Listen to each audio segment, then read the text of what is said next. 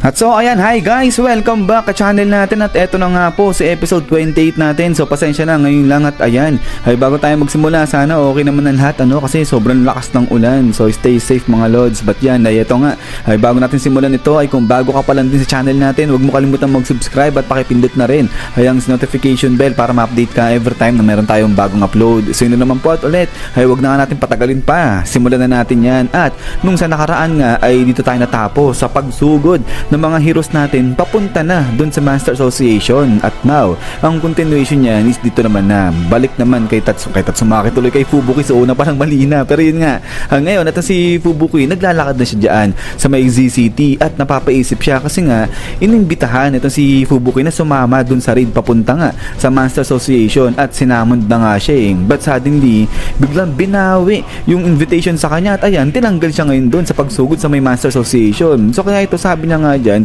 bakit naman ganun yung ginawa nila? At eto, ang sa isip niya, isa lang daw ang may kagagawan niyan. Eto na namang ate niya si Tatsumaki naging overprotective sa kanya. At now, eto nga habang naiinis dyan, etong si Fubuki ay naalala niya etong ginawa sa kanya nito ni Super S. So dito ay nagagalit etong si Fubuki. Sabi niya nga dyan, nasabihin na nila na ma-pride siya pero may sarili siyang galit dyan sa mga halimaw. At eto, pinahiya raw siya ng halimaw na to dyan mismo sa harapan pa ng ate niya. So yung si Tatsumaki ang cute lang, lilipad-lipad lang niya sa may itaas. But then, ay eto nga ngayon tuloy pa ni Fubuki na yung forte ng kanyang grupo, yung Blizzard Group, ay ayan, yung tuloy-tuloy na pagkuha ng mga punto sa pamamagitan ng kanilang hard work. Pero dahil sa ginawa ng mga halimaw ay eto, naantala yung lahat ng activities nila kasi nga eto yung kanyang team na lahat nasa ospital. At eto ngayon, sabi dito ni Fubuki na maghihiganti siya at papatunayan niya yung lakas at kapangyarihan ng Blizzard Group. At then ay pagkatapos nga niyan ay dito naman tanong naman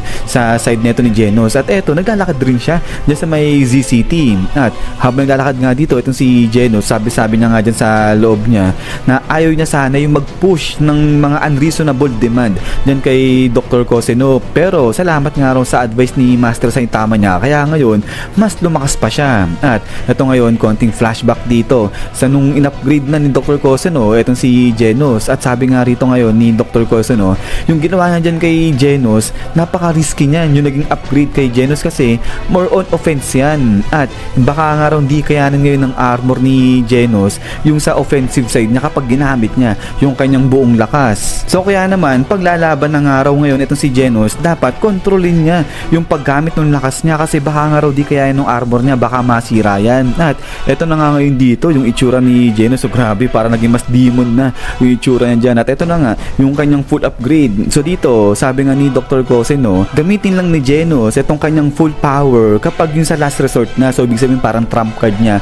sa kanya lang gagamitin itong kanyang full power. At eto, paliwanag nga rito ni Dr. Koseno na sa sobrang lakas nga nung kanyang kapangyarihan o kanyang upgrade ngayon, baka nga di kayanin yan nung kanyang katawan, baka biglang mag-break yung kanyang armor. At ang tanong rito, kahit nga raw na gustong gamitin ni Genos itong kanyang buong lakas, ang tanong, paano niya magagamit yan? So hindi sila sure kung paano gagamitin ni Genos ay ang kanyang full potential. At isa pa, 10 segundo lang yung limit dyan ni Genos kasi kapag sumobra nga raw sa 10 segundo yung paggamit niya sa kanyang full force ay baka masira yung kanyang core. At kapag nasira yung core ni Genos ay sigurado mawawasak nga raw siya. So kaya nga dito matinding paalala ni Dr. Koseno na kapag gagamitin na ni Genos yung kanyang full force ay wag raw yan lalagpas sa 10 segundo kasi nga pag lumagpas siya ay mawawala nga raw, mamamatay etong si Genos. So ayan, ay eto puro reminder lang itong si Dr. Koseno dyan kay Genos. At then ay eto nga ngayon bila nagkasalubong na itong si Fubuki saka si Genos dyan mismo sa harapan ng apartment ni Saitama. So kaya nga eto, tanong ni Genos si Fubuki,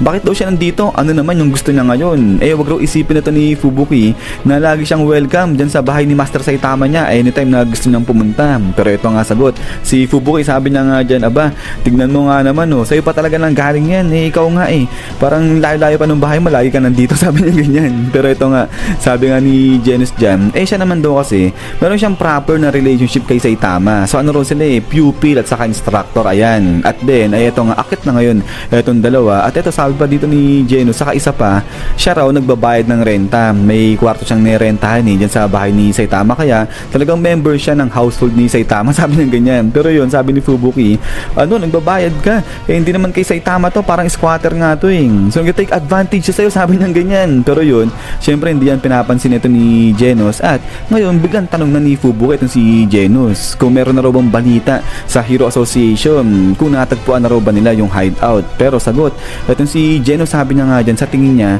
hindi pa natatagpuan ng Hero Association yung hideout ng Monster Association. Kasi kung nakita na nila yan, sigurado, pinuntahan na yan ni Saitama, sinugod niya na yan. But then, ay pagkatapos nga niya na eto nga, biglang dating na itong dalawa dyan sa may bahay ni Saitama. Sabi nga ni Genos, Master, nandito na ako. Pero ang bumungan sa kanila, walang laman, walang tao itong kwarto dyan ni Saitama. At eto nga ngayon, sabi ni Genos, tignan mo, umalis kagad itong si Master Saitama, sabihin urgent. At eto nga, di niya naubos yung tubig niya. So yun ibig sabihin mahalaga raw yung pinunta ni Saitama. At eto nga, biglang tignan ni Genos itong cabinet ni Saitama, hinahanap niya yung uniform ni Saitama. Sabi nga rito ni Fubuki, anong ginagawa ni Genos? So ito sabi ni Genos, kahit yung uniform ni Master wala rito. So ibig sabihin, urgent talaga yung pinuntahan niya. Pero ayan, habang nagtataka nga rito, itong dalawa ay biglang dumating na nga itong si Silverfang, kasama niya itong si Bump, at hinahanap nila si Saitama. So sabi nga ni Genos,